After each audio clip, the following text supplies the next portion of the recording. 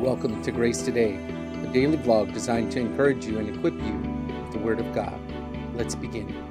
All right, friends, we continue to think on Zechariah chapter 9 and how we apply these truths in our lives. As I said yesterday, the really main and key way that we want to apply this truth is to rejoice in the promises of God.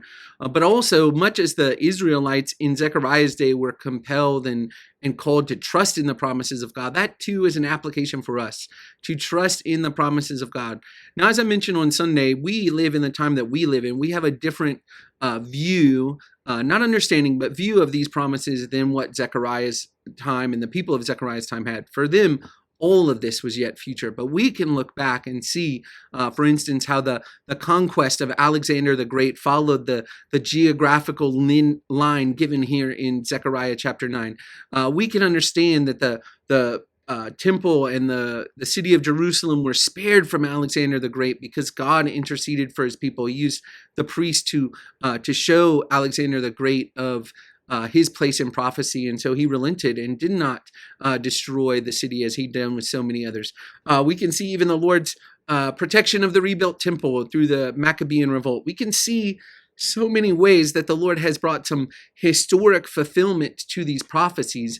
But as I mentioned, and we have seen all throughout Zechariah, these historic fulfillments all point us to a greater and larger fulfillment. We've seen this really from the beginning of Zechariah, where the prophecy of the temple being rebuilt was told there's going to be people who think this is a lesser temple, because it was indeed lesser than Solomon's, but it points to an even greater temple. And these conquests that have been done by historic kings and were great in their own right and do give us a picture of God fulfilling his word, they point to a greater conquest at the second coming of the Messiah, when he will appear over the people and reign in judgment and then reign over a peaceful world.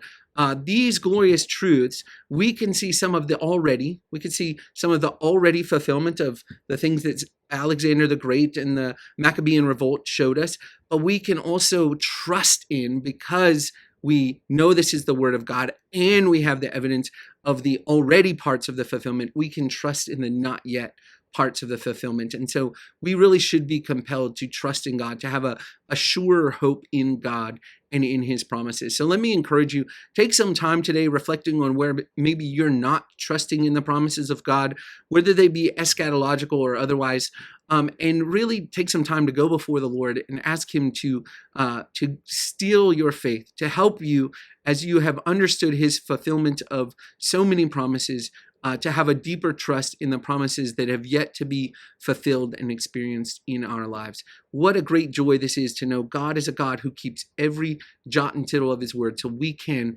trust in his promises. I pray this is a great encouragement to you today, friends. I love you, Grace Community, and I'm praying for you. Have a great day. Thanks for tuning in to Grace Today.